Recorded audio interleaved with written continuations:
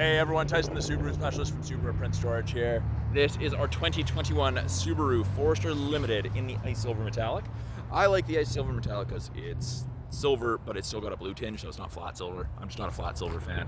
So what does the Limited get you that the other models don't? So wheels that are different from that of the 18-inch Sports. They're the aluminum faced as opposed to just the pure black.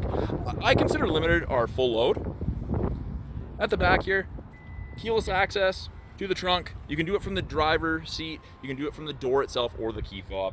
At the back here, we have our backup sensors. They will actually apply the brakes in reverse if you think you're going to hit something between 1 and 15 kilometers an hour. Very, very handy when you're in traffic congested areas, backing out of a parking stall at Costco, what have you.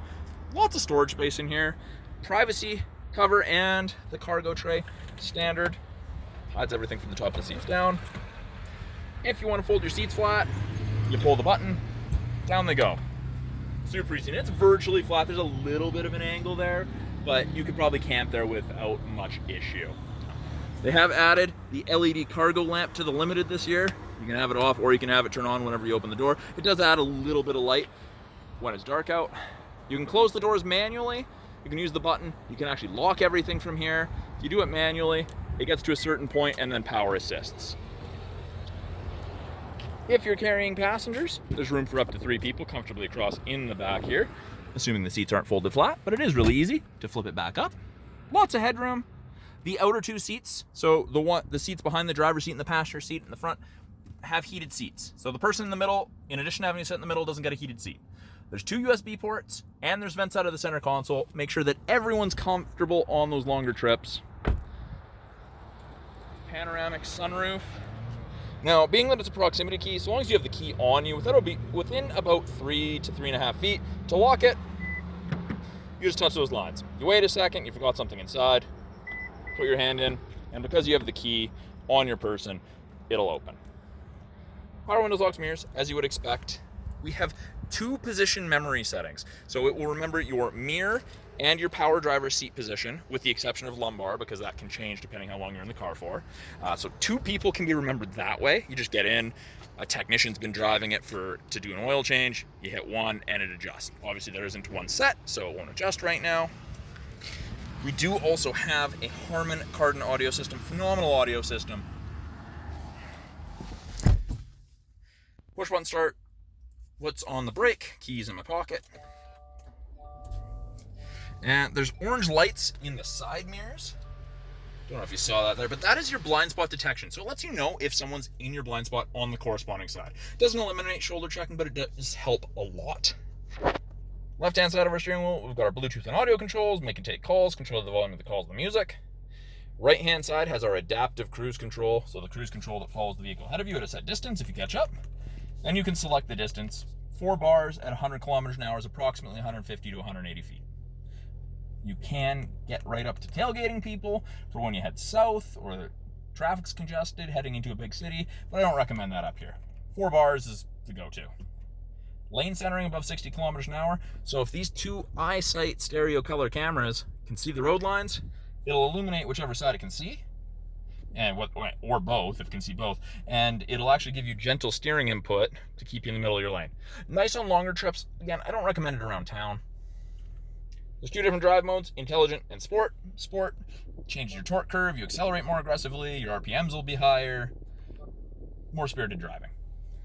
The all-important heated steering wheel.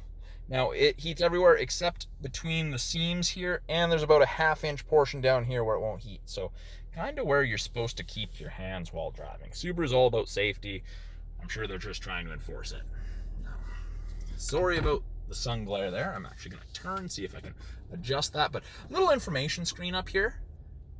You can change with the info button on the steering wheel, which is very, very handy. I'll show you that here in a second. Just got to focus on backing up. Make sure it's slightly better.